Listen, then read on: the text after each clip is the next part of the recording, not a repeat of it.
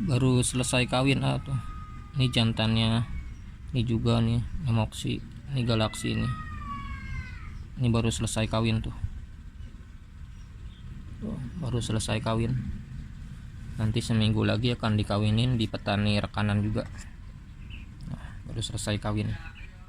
Halo assalamualaikum, balik lagi sama gua di Galaxy Koi Indonesia. Nah, di video kali ini gua akan ngebahas step by step dari pertama kawin, brojol, terus pindah ke pembesaran, karena banyak juga yang mengalami kegagalan. Jadi video kali ini kita akan bahas step by step. Jadi buat kalian yang baru bergabung, yang baru nonton, jangan lupa subrek ya, subrek, tinggal klik subrek gratis pokoknya.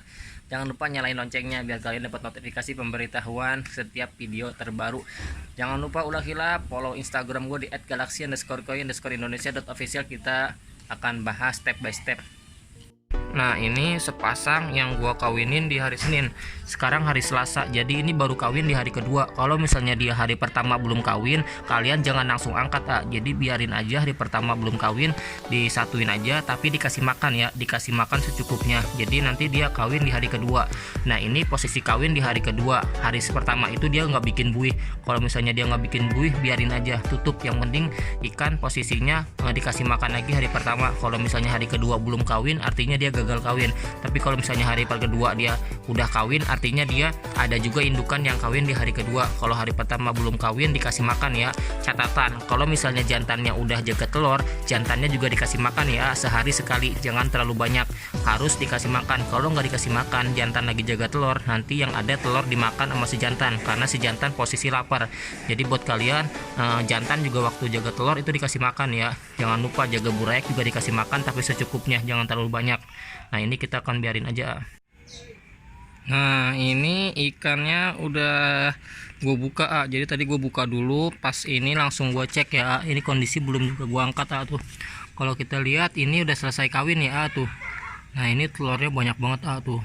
Iya. Ini kondisi telur banyak banget tuh, di sarang juga banyak.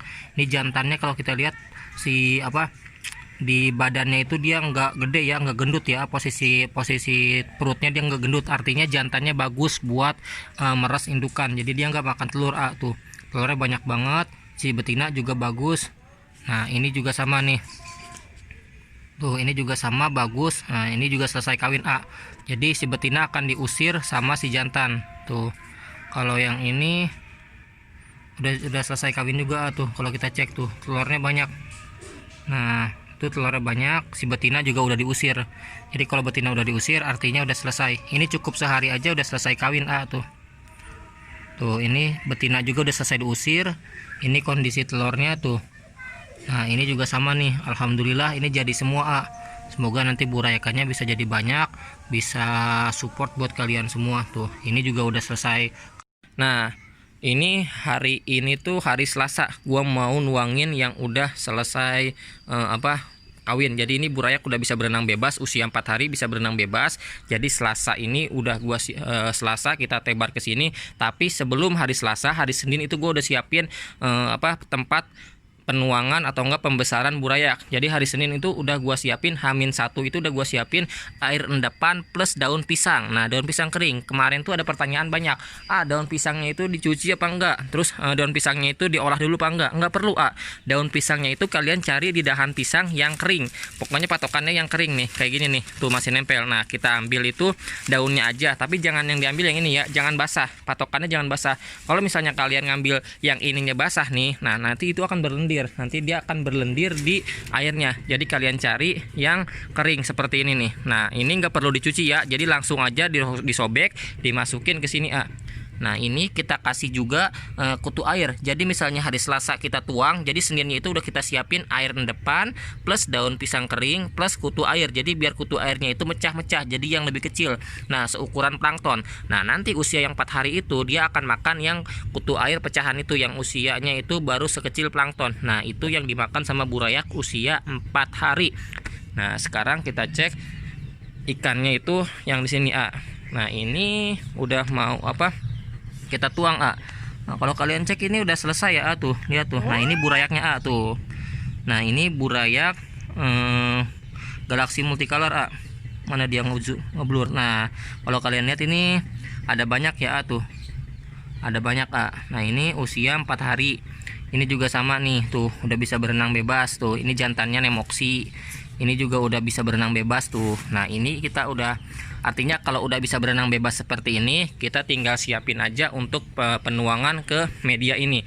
Terus ada tanya lagi kalau misalnya dituang ini jantannya ngikut nggak Kalau di gua sendiri pribadi jantan nggak ngikut ya cukup burayaknya aja. Yang penting patokannya burayak udah bisa berenang bebas usia 4 hari, kita tuang di sini, jantan nggak perlu ngikut karena kalau gue sendiri untuk perawatan di sini jantan nggak perlu ngikut Nah ini kita akan persiapan untuk penuangan ya Nah ini udah selesai ditaruh di tempat penuangan ya. Jadi kita taruh dulu, diamkan selama 10 menit.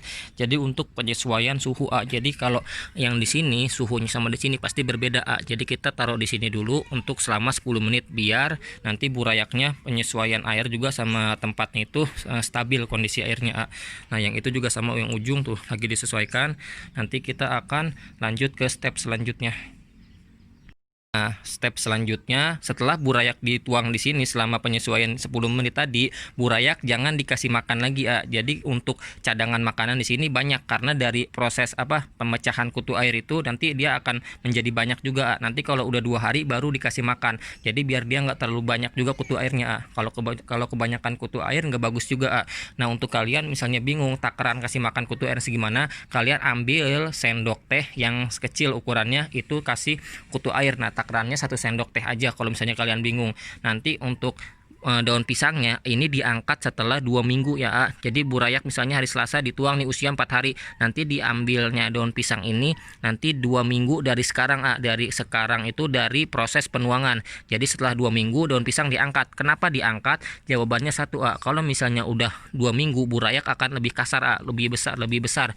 Nah ini burayak usia 3 minggu Nah ini kalau udah 3 minggu artinya dia udah kasar. Kalau misalnya ada daun pisang nanti dia pertumbuhannya akan lambat karena dia terhambat sama dedaunan. Nah ini fungsinya daun pisang untuk menjaga air juga dan untuk menjaga ikan dari predator. Takutnya misalnya ada predator lain jadi dia bersembunyi. Nah itu fungsinya sama untuk buat kalian yang misalnya burayaknya mati, ini juga bisa ini bagus juga untuk proses penanganan burayak. Nah kalau misalnya udah 2 minggu ininya diambil, nanti kalian sifon. Nanti kalau misalnya di 2 minggu ininya diambil, kalian sifon dasarnya itu pakai selang. Jadi selang aerator itu kalian sifon dasarnya, nanti kalian tambahin lagi airnya setelah 2 minggu ya.